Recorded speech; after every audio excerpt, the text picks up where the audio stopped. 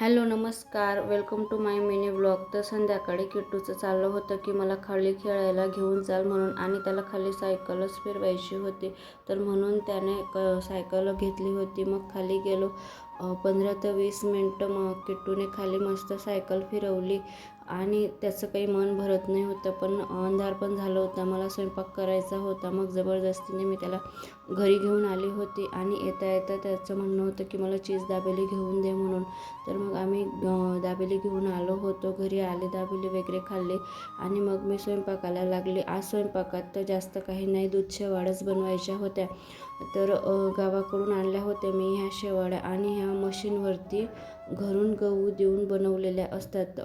तर मग त्यासाठी मी पहिले प्लेटमध्ये शेवाळ्या बघून वगैरे घेतल्या व्यवस्थित, आणि मग कढईमध्ये पाणी उकळायला ठेवून दिलं होतं. रेसिपी एवढी काय नाही आहे, या शेवाळ्यांची सोपी असतात. पाणी उकळलं की त्याच्यामध्ये त्या शेवाळ्या टाकून आपल्याला मस्त व्यवस्थित शिजवून घ्यायच्या आहेत.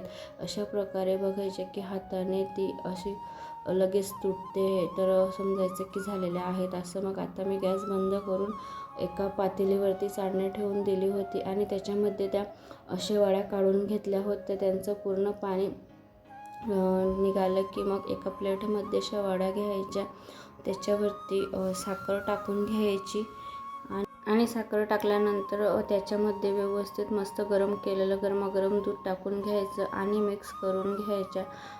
अशाच प्रकारे ह्या शेवाळ्या खायच्या असतात. आणि जर तुम्हाला दूध किंवा गोड नाही आवडला तर या शिजवलेल्या शेवाळ्यांमध्ये कोणी कोणी चटणी टाकून पण खातं, तसेही छान लागतात. आणि किट्टूला काही शेवाळ्या आवडल्या नव्हत्या म्हणून त्याच्यासाठी नाचण्याच्या पिठाचा चीज डोसा बनवला होता. व्हिडिओ आवडला असेल तर व्हिडिओला लाईक करा आणि नवीन असाल तर चॅनलला सबस्क्राईब पण करून घ्या.